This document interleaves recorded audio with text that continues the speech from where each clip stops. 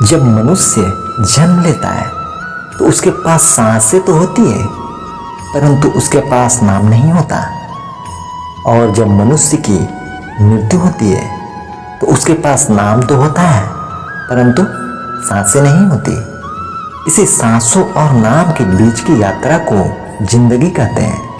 ना किसी के अभाव में जियो, ना किसी के प्रभाव में जियो। यह जिंदगी है, आपकी अपने स्वभाव से जियो। जन्म से ना तो कोई दोस्त पैदा होता है और ना ही दुश्मन।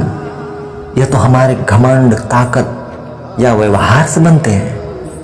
जिंदगी को अगर खुलकर जीना है तो थोड़ा सा झुक कर जियो, तब देखो फिर ये ईश्वर आपको कितना ऊंचा उठा देगा। दिल से लिखी बातें दिल को छू जाती है।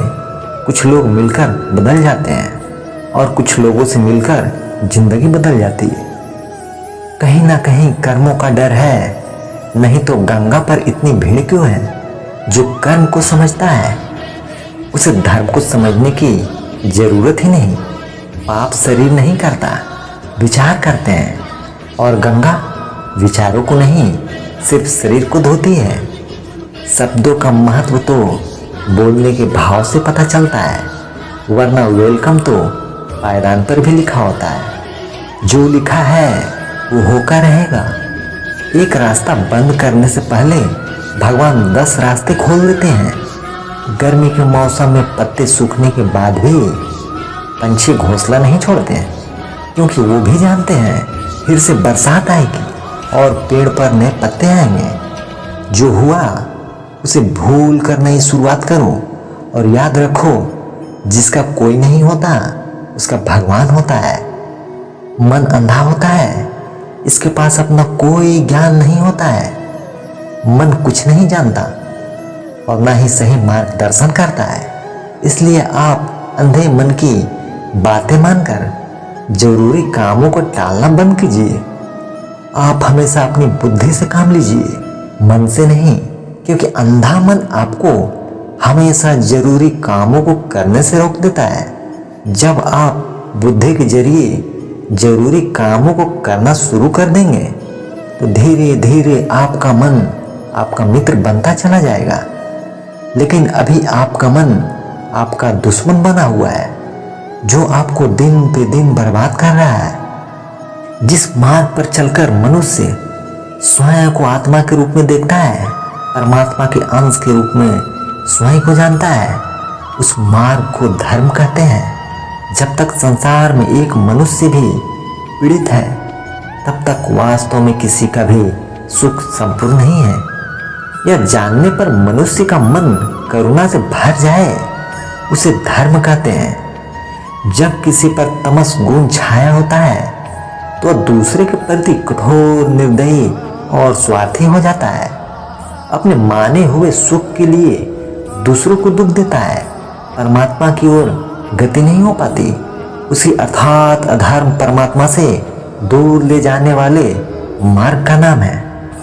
भगवान श्री कृष्ण ने कहा है कि कोई किसी के पास 3 ही परिस्थितियों में जाता है। पहला भाव, दूसरा अभाव, तीसरा प्रभाव। इसलिए आपके पास जब भी कोई आए तो उसे पूरा सम्मान दे। पता नहीं वो किस स्थिति में आपके पास आया है।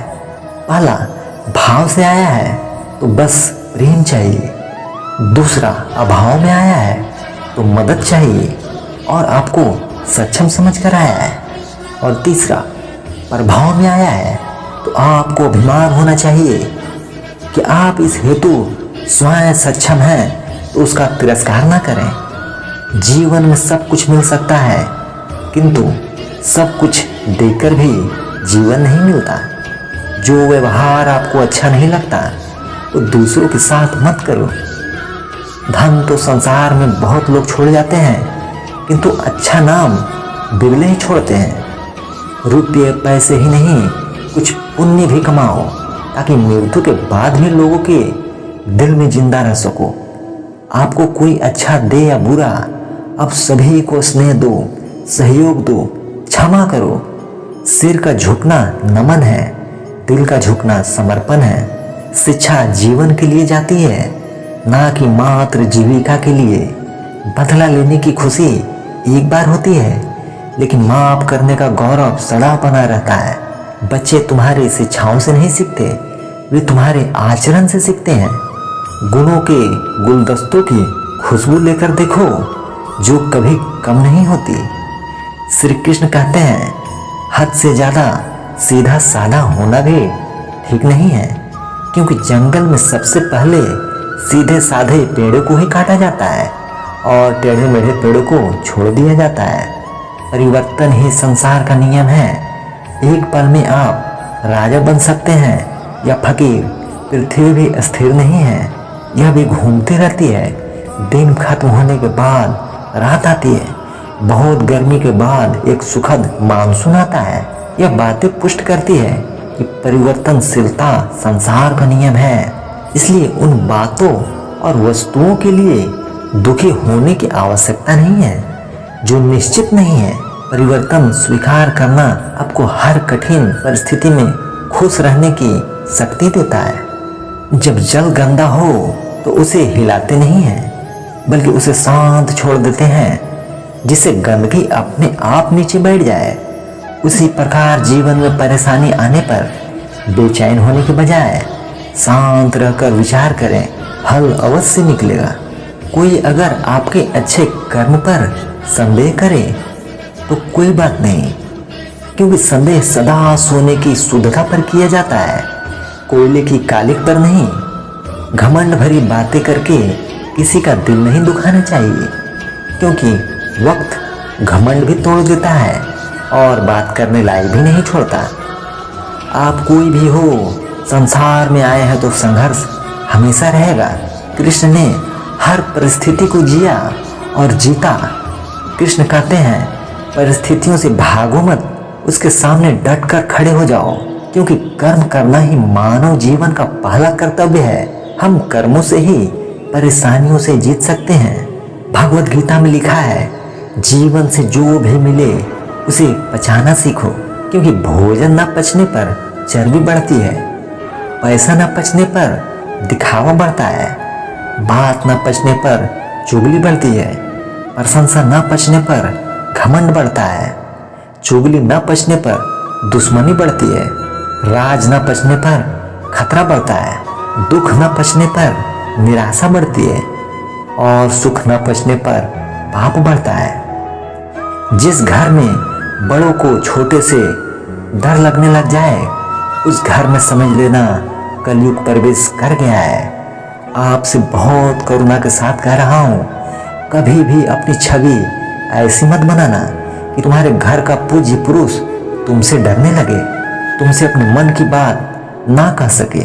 यदि ऐसी छवि तुमने बना ली है तो फिर चाहे तुम कितना भी धर्म कर लेना, एक दिन तुम्हारा पतन निश्चित है।